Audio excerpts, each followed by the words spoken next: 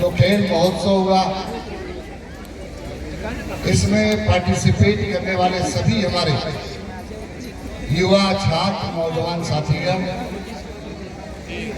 मैं आज के इस अवसर पर इस आयोजन के लिए विशेष रूप से माननीय पूर्व मंत्री उपेंद्र तिवारी जी को बहुत बधाई देता हूं, शुभकामना देता हूं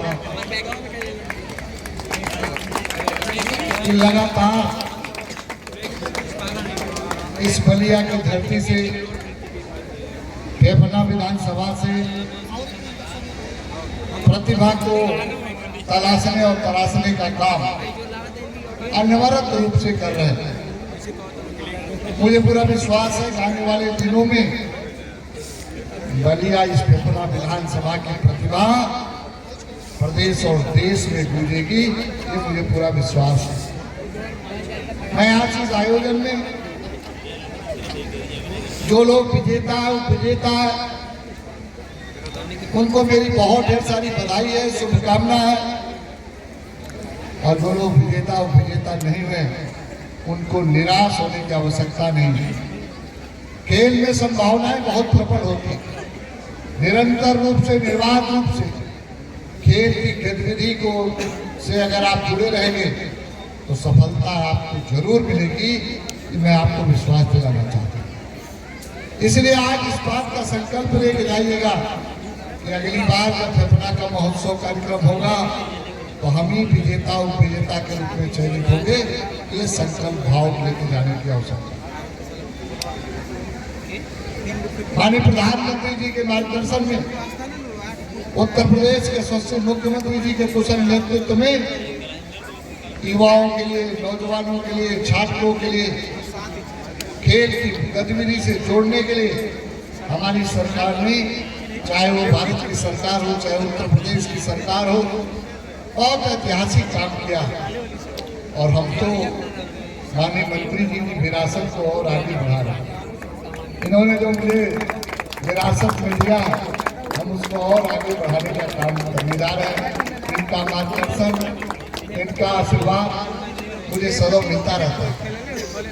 आज अगर हम भारत की सरकार की बात करें तो हमारी भारत की सरकार खेलो इंडिया खेलों के तहत बेहतर इंफ्रास्ट्रक्चर उपलब्ध कराने का प्रयास पूरे देश भर में कर रही है।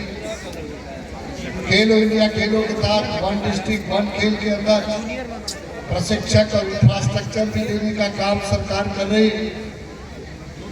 साइंस सेंटर की स्थापना करके खेल के खिलाड़ियों के लिए, खेल के लिए वहाँ रहने की, खाने की, पीने की व्यवस्था देकर, पौष्टिक आहार की सुविधा देकर और खेल का इंफ्रास्ट्रक्चर उपलब्ध कराकर खेलों की दिशा में आगे बढ़ाने का काम भारत की सरकार लगातार कर रही है।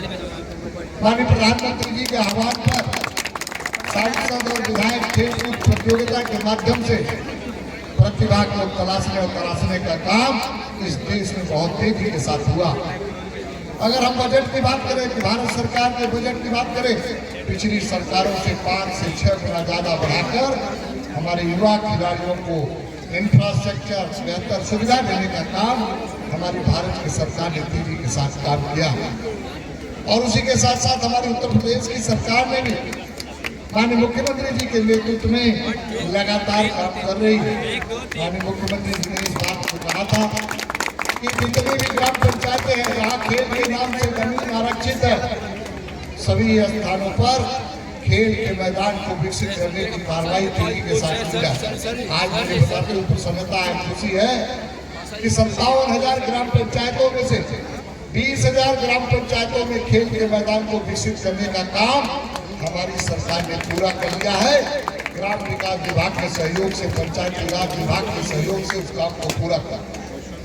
माननीय मुख्यमंत्री जी ने घोषणा किया, उत्तर प्रदेश सबसे बड़ी आबादी का प्रदेश है, यहाँ हमारे युवा खिलाड़ी के लिए कोई अभाव न हो, इसके लिए उन्होंने कहा युवा कल्याण विभाग प्रत्येक विकास खंड में ग्रामीण खेल मिनी स्टेडियम की कार्रवाई करेगा। और हम सब लोगों ने जिलाधिकारी, सभी जिलाधिकारियों के 75 जिलों में उनसे प्रस्ताव मांगे। जितने भी प्रस्ताव अब तक उपलब्ध हो गए, उन सभी प्रस्ताव पर धन अवमुक्त करके हर विकास खंड स्तर पर खेल के मैदान को विकसित करने की कार्रवाई हमारी सरकार ने तेजी के साथ आगे बढ़ाई। हमारा जो जिले मुख्यालय पर स्टेडियम है, वहाँ संसदीय इंजीनियरिंग ट्रैक बनाने की बात हो, वहाँ अगर स्विमिंग पूल बनाने की बात हो, वहाँ मल्टीपर्पज हॉल बनाने की बात हो, वहाँ स्पोर्ट क्लब बनाने की बात हो, इन सुविधाओं को भी हम सुदृढ़ करने का काम तेजी के साथ कर रहे हैं। हमारे कमिश्नरी स्तर पर वहाँ छात्रावास हो, वहाँ खेल की सब प्रकार की सुविधा हो, इस दिशा में भी हमारी सरकार ने कदम उठाया। मैं आज के इस अवसर पर इतना जरूर बताना चाहता हूँ, उत्तर प्रदेश एक करीब बड़ी आबादी का प्रदेश था, लेकिन यहाँ कोई खेल विश्वविद्यालय नहीं था।